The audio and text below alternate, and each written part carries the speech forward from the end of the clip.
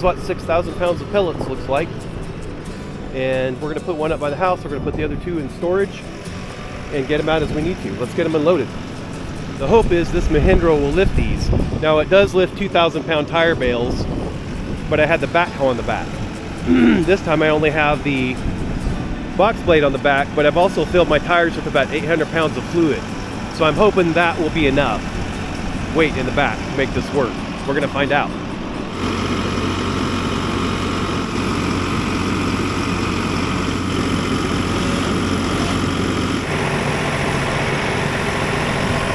It's in the air.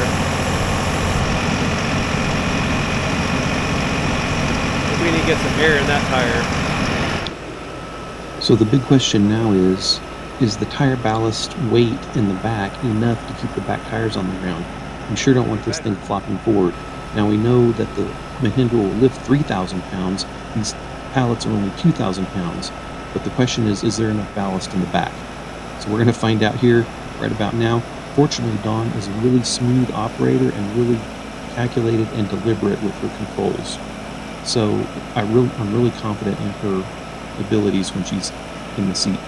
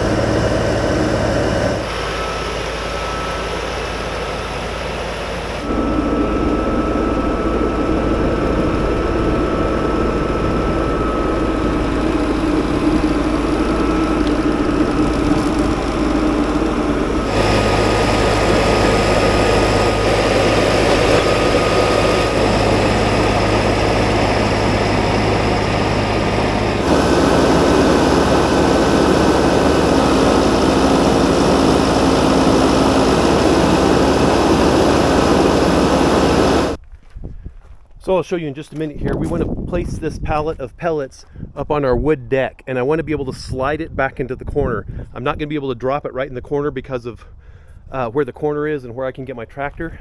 So what I've done is I've taken one of these poly sheets, and these are just laying on the property, so I'm using them, and they're a little bit, I don't know how thick they are, but they're pretty solid and they're super slick. So I've taken one and I made 40 by 48, and I've just drilled some holes along the edges and screwed it to the bottom.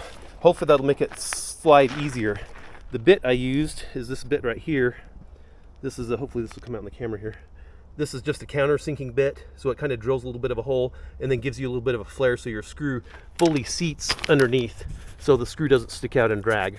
Okay, so we're gonna go set this on the deck and slide it around and see how it goes. Hopefully this works well.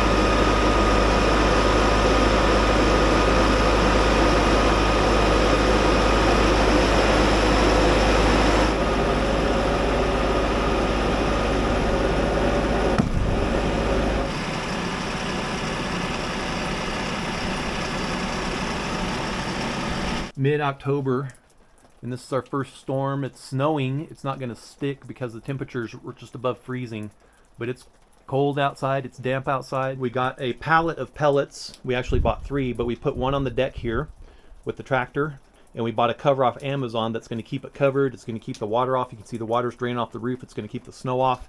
That's a waterproof cover right there. We'll be able to unzip the sides and just grab a bag of 2 or 3 bags of pellets, bring them inside. and that will be nice.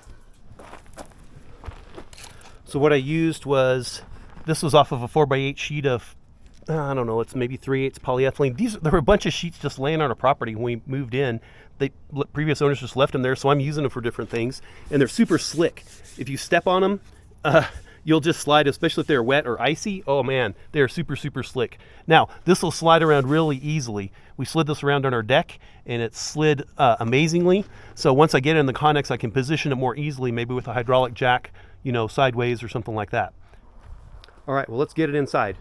Let me show you where we're going. Right over here, this is really slopes off over here. It slopes off significantly over there. I'm trying to back the tractor up this way, right along this edge. You can see my tire tracks from doing this once before, and then pulling it into here and setting it down right here and sliding it in. Actually, this one, you know, the tractor, you know, a forklift doesn't extend very far, right?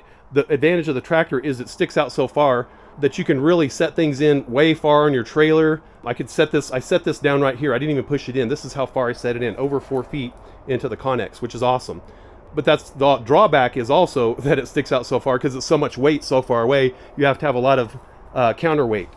I'm really pleased with the fluid in the tires because, you know, it would have taken me another 20 or 30 minutes to take that off, go hook the backhoe up. Probably not that long, maybe 20, 25 minutes total to get it all hooked up and positioned by myself. I don't have to do that now. I can just leave that on, go hook up a heavy load, and get to work.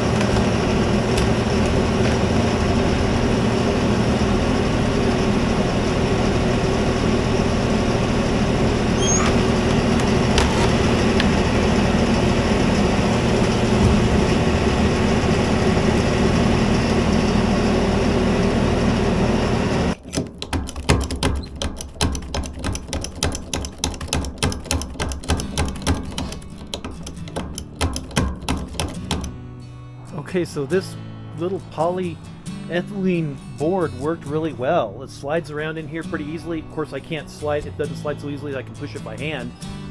But what I did to position it in place was just use this little jack here, put some boards between here and here, and a board between here and here, and then just jacked it, and it just literally pushed it over. And so I got them kind of nice and close to each other, not super close, but it's all against the wall there. And still in this Connex, it's 8 feet wide, and this is 40 inches wide. You know, 40 inches this way, 48 this way, so I put it long ways. So I still have plenty of room over here to store some stuff and to walk in and out and get stuff in and out.